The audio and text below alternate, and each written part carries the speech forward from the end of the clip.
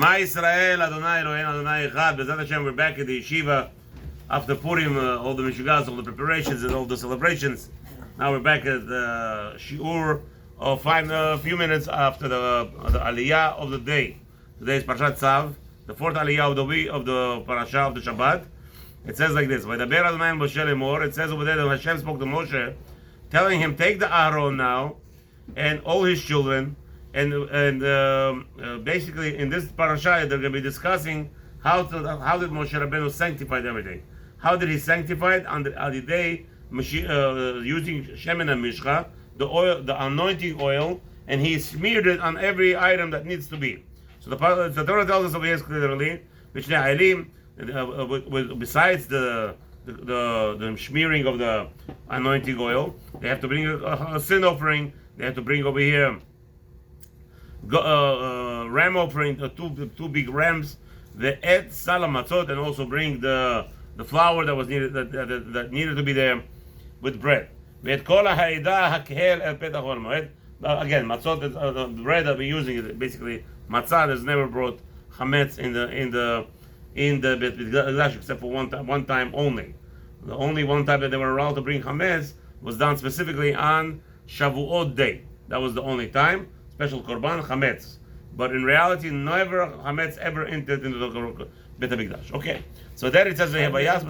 מה עם לחם פנים? לחם פנים it's all about מצה. מה מצה? זה יבא. זה עבר ככה, מצה כזאת, כן. אז של תימנים, אתה אומר את זה לא כשר. לא, זה לא של תימנים, זה היה, it was bigger than your סידור. more than a tefach, like this big. And that's מצה. Yeah. They call it מצה, it was baked within 18 minutes. What's מצה? Anything that's baked within 18 minutes, it didn't rise. If it didn't rise, then it doesn't matter. I didn't tell you the reason why Bukhari is not allowed to eat the soft matzah because it's not our custom. It's a kosher matzah, but it's not for us. בגלל שזה לא נהגנו לזה, then you're not allowed to. You cannot change. אבל אין בעיות, אם אתה רוצה... No, יש בעיות. You cannot bring it into your house. אבל זה 18 minutes. Because you can't bring it into your house, doesn't matter. Excuse me, is the bread for 18 minutes? Again, that's why if you go to somebody else's house, you could eat from their dishes. Because it's not chametz.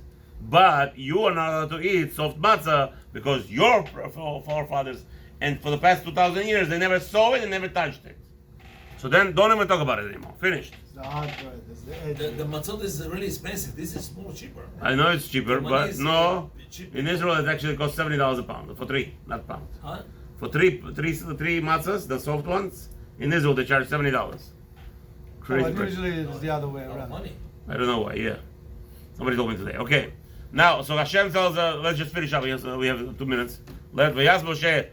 So Moshe Rabbeinu, the Aliyah tells us over here.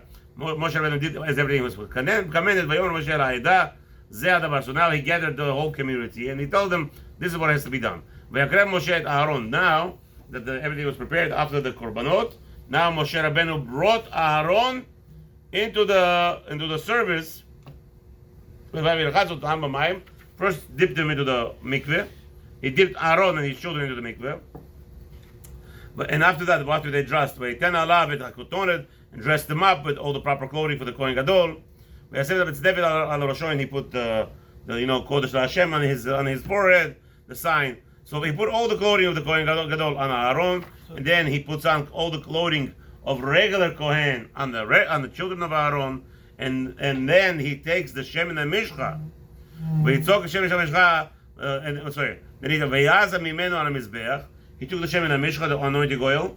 You know, it was a miracle. This was a jar, and as much as Moshe took out of there, it always refilled. Really? Yeah. So that was the shemen and mishcha, and he sprayed on everything. He didn't smear the dishes, the kelim. He sprayed everything in the mishkan.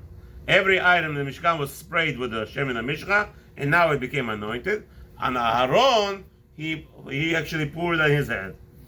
Aaron, okay. Al Rosh Aaron v'imshach oto likalcho. So he spilled on his head. Basically, the oil jumped out on his face.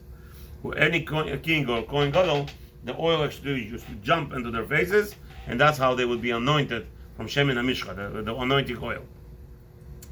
Okay, and then he says, then Moshe Rabbeinu did the same thing to his children, to Aaron's children. And then he dressed them properly as an adorning of the Kohen. And the Aliyah ends with the chapter 8 with Pasuk 13. Have a wonderful evening. So